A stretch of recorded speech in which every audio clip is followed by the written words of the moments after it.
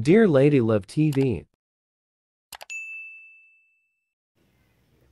Pain and love, my man. Patawad. Mahal kita pero ayoko na. Tunghayan na po natin ang ikapitong bahagi. Nagising si Sarah dahil sa mga katok sa pinto. Nang tumingin sa bintana, nagulat siya nang makita na madilim na pala. Nakatulog pala siya. Bumangon siya para tignan kung sino ang kumakatok. Pagbukas ng pinto, si Mika ang nakatayo sa labas. May hawak itong tray ng pagkain. Natigilan si Sarah. Hindi ka bumaba para mag-dinner. Napuno naman siya ng guilt dahil sa mga nasabi sa hipag. Medyo masama kasi yung pakiramdam ko, pero pababa na rin talaga ako. Hindi siya sanay ng nagsisinungaling, kaya hindi siya makatingin ng diretsyo. Hindi ka na sana nag-abala pa. Kinuha niya na ang tray at nilagay sa lamp table. Nakaramdam siya ng gutom dahil sa amoy ng pagkain. Sumunod si Mika sa loob. An awkward silence filled the room. Maya-maya ay tumikhim ang hipag niya. Tungkol sa nangyari nung isang araw. Sorry sa mga nasabi ko. Inunahan niya ito. Medyo masama lang yung pakiramdam ko ng araw na yon, kaya ako nakapagsalita ng ganon. Naging insensitive ako, kaya dapat ako mag-sorry. Hindi ko na dapat pinabasa sa'yo yung kwentong yon. Inabot ni Micah ang kamay niya. I was wrong. No, hindi ko dapat sinabi yung mga yon dahil nahinto si Sarah dahil biglang sinapon ni Mika ang tiyan. Ate, napuno siya ng kaba. Ano nangyayari? Nagusot ng husto ang mukha ni Mika. Parang biglang sumakit lang ang, bakit? Hindi niya malaman ang gagawin dahil sa pulang ng hipag ang tiyan at sumisigaw. Masakit. Kuya Achilles? Sigaw niya habang inaalayan si Mika paupo sa ibabaw ng kama. Kuya! Paglabas ng doktor mula sa delivery room, tumayo agad si Achilles para salubungin ito. Kasunod agad si Sarah dahil kanina pa parang sumasabog ang puso niya. Himala na nga na naroon pa rin siya at hindi pinapasok sa emergency room. Doc, kumusta yung mag-ina ko? Tanong ni Kuya. Pigil nila ang paghinga habang naghihintay sa sasabihin ng doktor. I'm sorry. Puno ng simpatiya ang mukha nito. Hindi namin nailigtas ang bata. I'm really sorry. Pero okay naman yung asawa niyo. Lagpas na siya sa kritikal na kondisyon. Kailangan na lamang niya ng pahinga. Bumakas ang lungkot at hindi pagkapaniwala sa mukha ng kuya niya. Mabilis namang nagbagsakan ng mga luha na kanina pang pinipigil ni Sarah. Wala na ang bata. Hindi na iligtas. Natutop ni Sarah ang bibig. Gusto niyang i-comfort ang kapatid. Pero paano niya gagawin? Ni hindi niya alam kung paano aayusin ang sarili sa nararamdaman sakit sa mga oras na yon. She knew how it felt to lose a precious baby. Kasalanan niya ang lahat ng yon. Maya-maya, unti-unti siyang umatras. Tumalikod at lumakad palayo. Kinabukasan, nakauwi na ng bahay si Mika. Mas gusto niya na sa bahay na magpahinga. Ang baby naman ay uuwi rin para sa paglilibing. It hurt to even think about it. Parang napakadilim at napakalungkot ng bahay. Nang gabing iyon, kumatok sa kwarto ni Sarah ang kuya niya. Darating si Yunjin. Pagbibigay alam nito. She was in too much shock and pain to react to that information. Tumango lang siya sa kapatid. Will you be alright? Oo naman. Mabilis na sagot niya. Kapatid ni Mika si Yunjin. Kung gustong makita ng hipag si Yunjin, wala siyang karapatan na humadlang. Makalipas ang 6 na taon. 1 buwan at 1 linggo na sa Baguio sina Sarah at Yunjin. Nakatira sila sa bahay ni Kuya Achilles. Kasama na rin nila si Mika sa bahay dahil asawa na ito ng kapatid niya. 1 linggo pa lang na ikakasal ang mga ito. Hindi inaasahan ni Sarah ang nangyayari. Pagkatapos na ikasal ni Yunjin, pilit siyang itinaboy ni Kuya Achilles sa bahay ng lolo niya. Ang kapatid raw ang bahalang magpaintindi ng sitwasyon kay Mika. Wala silang nagawa ni Yunjin. Sa Baguio, si Kuya Achilles ang batas. Nagbili na lamang si Sarah sa kaibigan si Shara at sa iba pang pinsan ng mga ito na bahala kay Mika. Pero sa likod ng isip, alam niya na kaya ni Mika na pangalagaan ang sarili. Nagulat na lamang sila ni Eugene nang pagbalik nila sa Baguio. Pagkalipas ng ilang araw, ay namuo na ang pagtitinginan sa pagitan ng mga kapatid nila. Nang bumalik si Mika sa Maynila ay sumunod sila. Ang ibig sabihin sa sila ay kasama pati ang Kuya Achilles niya. Pagbalik uli sa Baguio, kasama na nila si Mika. At ngayon nga, mag-asawa na sina Kuya at Mika. Pinauna agad ni Kuya Achilles na hindi nila kailangang bumukod ni Eugene dahil malaki naman ang bahay nito. Kung nagsisikipan sila ni Eugene sa kwarto, pwede pang ipa-renovate yon. Hindi na nakatanggi pa si Sarah. May sarili siyang lupa. May pera din siya dahil may trust fund mula sa daddy niya. Pwede silang magpagawa ni Eugene ng sariling bahay. Pero syempre, kailangan pa nilang pag-usapan. Hindi niya alam kung paano sasabihin sa asawa. Wala pa talaga silang plano dahil bago pa lamang naman silang nagsasama. Kung gusto ni Eugene na bumalik sila ng Maynila, okay lang sa kanya. Kahit saan sila tumira ay ayos lang. Basta magkasama silang dalawa. Pero kung sa Baguio sila titira, mas mabuti siguro para sa kanila. Mas matutuwa siya. Una sa lahat, maganda yung klima. Sariwa ang hangin at kilala na niya ang mga tao. It was a safe and comfortable choice. Kaya na lang ngayon, maaga siyang gumising at nakaupo sa duyan sa garden. Tulog pa si Eugene. Nasubukan niyang gisingin ay umangal ito. Sarah. Napalingon si Sarah sa pinanggalingan ng boses. Pagkakita sa kaibigan at kababatang si Rod ay napangiti siya. Rod! Tumayo siya para salubungin ang paglapit nito sa kanya. Niyakap siya ng mahigpit ni Rod at inangat pa sa lupa. Napahagikik siya. She had really missed him. Parang mahigit sa 1 taon na yata mula nang huli siyang magkita. Kapag umuwi ng Baguio, si Rod lagi ay nagpupursiging puntahan siya para kumustahin. Kumusta ka na? Tanong ni Rod nang bitawan na siya. Pero nanatiling magkahawak ang mga kamay nila. Mabuti, masaya. Halata naman. Tumingin si Rod sa singsing na nasa daliri niya. Kung hindi ko pa nakasalubong sa bayan si Jules, hindi ko pa malalaman na nag-asawa ka na pala. May himig panunumbat ang boses nito kahit nakangiti. Sorry, pinisil ni Sarah ang kamay ng kaibigan. Biglaan kasi.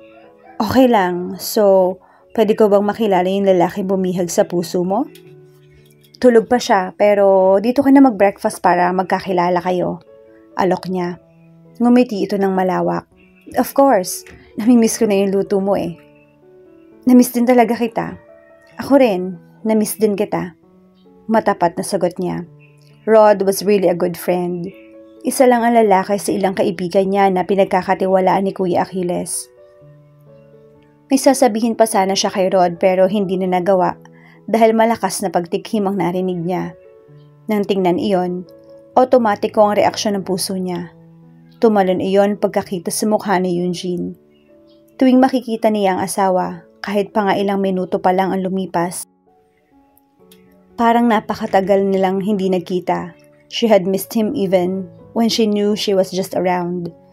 Magulo ang buhok ni Eugene na medyo lumago na dahil hindi pa ito nakakapagpagupit mula nang dumating sila ng Baguio. White shirt at drawstring pants lang ang suot nito pero napakagwapo pa rin. Pero napansin ni Sarah na may mga kamay nila ni Rod na magkahawak pa rin pala at nakatuon ang paningin ng asawa. Bigla siyang bumitaw. Kahit walang dapat ikatakot dahil wala silang ginagawang masama ni Rod, ayaw pa rin niyang ibang isipin ni Eugene dahil hindi nito kilala ang kababata. Mabuti naman at gising ka na. Rod, si Eugene ang asawa ko. Proud na pagpapakilala niya. Hi Eugene, bati ng kababata niya saka lumapit at nakipagkamay. Tinanggap naman ni Eugene ang pakikipagkamay ni Rod, pero isang simpleng hi lang ang sinabi nito. Lumapit na si Sarah sa dalawa at yumakap sa bewang ni Eugene. Matagal ko ng kaibigan si Rod. He's like my best friend. Best friend na hindi mo inimbitahan sa kasal mo. Pabirong sabi ni Rod. Kaya nga nagsusorry na ako eh. Baka gantihan mo pa ako at hindi rin ako imbitahin sa kasal mo. Pabiro naman ni Sarah. Now, you're giving me an idea. Nagkatawanan na lamang sila ni Rod. Si Eugene ay nakangiti pero hindi mabasa ni Sarah kung ano ang nasa isip. Well, actually, talagang mula pa noon nahihirapan siyang basahin ang iniisip ng asawa.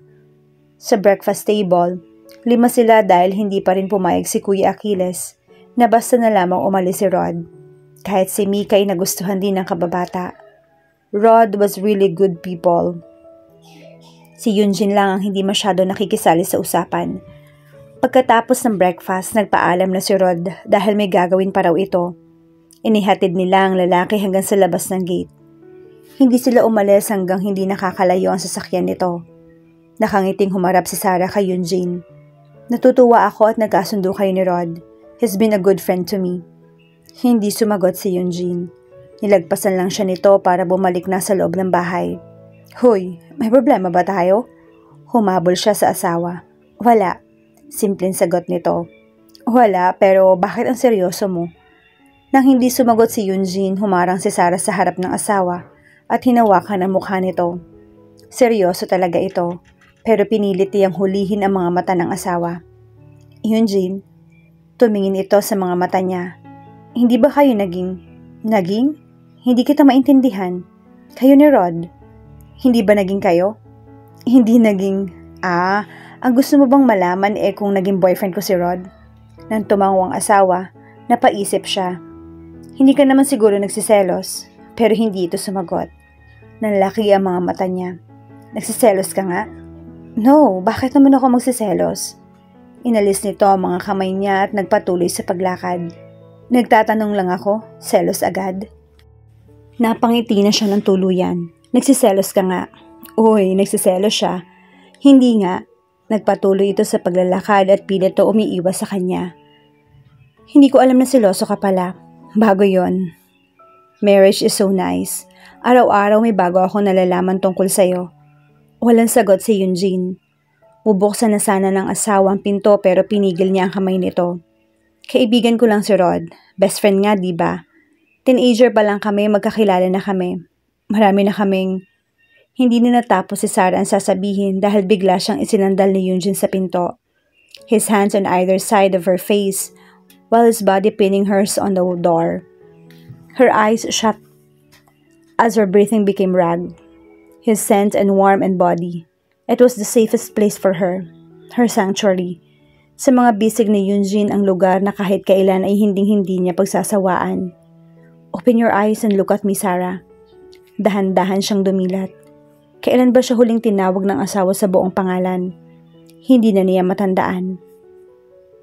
Puro kami ang sinasabi mo. I'm so frustrated right now. Nakilala ka niya bago ako. He knows things about you that I don't. Pinaikot ni Sarah mga braso sa katawan nito at kinabig ng husto hanggang sa kahit hangin ay hindi na makakadaan sa pagitan nila. At marami ka ring alam tungkol sa akin na hinding-hindi niya malalaman kahit kailan. Idinikit niya ang mga labi sa baba ng asawa. She skimmed his jaw and nipped his earlobe. Hindi niya alam kung saan ang kiliti ko. And he doesn't know how I look when I'm naked. And you do, she whispered. Yunjin seized her lips like a man starved. She responded with the same intensity. I love you, her heart whispered. Her heart heard his response. Bakit parang kanina ka pa hindi nagsasalita? Tanong ni Sarah kay Yunjin habang naglalakad sila papunta sa strawberry farm. May iniisip lang ako. Anong iniisip mo? Kahit mag-asawa na at kahit halos 1 taon nang magkasama, hindi pa rin kayang basahin ni Sarah ang iniisip ng asawa. Ang totoo, napakahirap nitong basahin. Tumigil si Yunjin sa paglakad at humarap sa kanya. Seryoso ito. 1 buwan at 2 linggo na sila sa Baguio. Lately, napapansin niya sobrang tahimik nito at parang may malalim na iniisip. Naisip ko lang kasi. Tumigil ito at mukhang nag-aalangan. Anong naisip mo? Pag-encourage niya. Naisip ko lang naman na paano kung subukan natin na bumukod. Mahal ko ang mga kapatid natin at alam kong ganun ka rin. We love them both. Pero mas maganda siguro kung matututo tayong dalawa nang hindi umaasa sa kanila. Tumango si Sarah. Sang-ayon siya sa sinabi ni Yunjin. Hindi pwedeng habang buhay silang nakasandal sa mga kapatid nila. Naniniwala siya na kaya nila.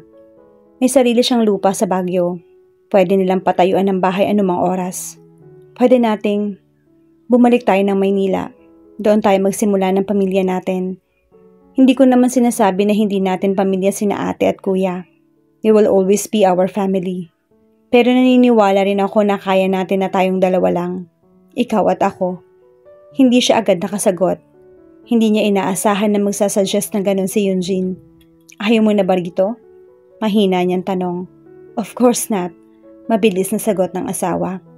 Alam mo naman na mahal ko rin ang Baguio at gusto ko ang lugar na to. Pero subukan na din natin. Gaya nga ng sabi ko, sana subukan natin na huwag umasa sa mga kapatid natin.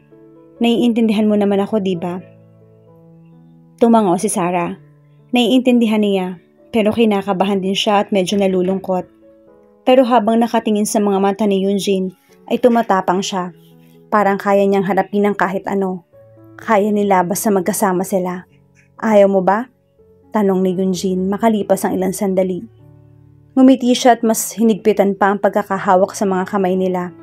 Hayag ako. Really? Nagliwanag ng husto ang mukha ng asawa. Oo nga, I get your point. Naniniwala ako na kaya natin. Napasigaw si Sarah nang bigla siyang buhatin ito at ikutin. Natawa lang siya dahil sa nakakahawang tawa ng asawa.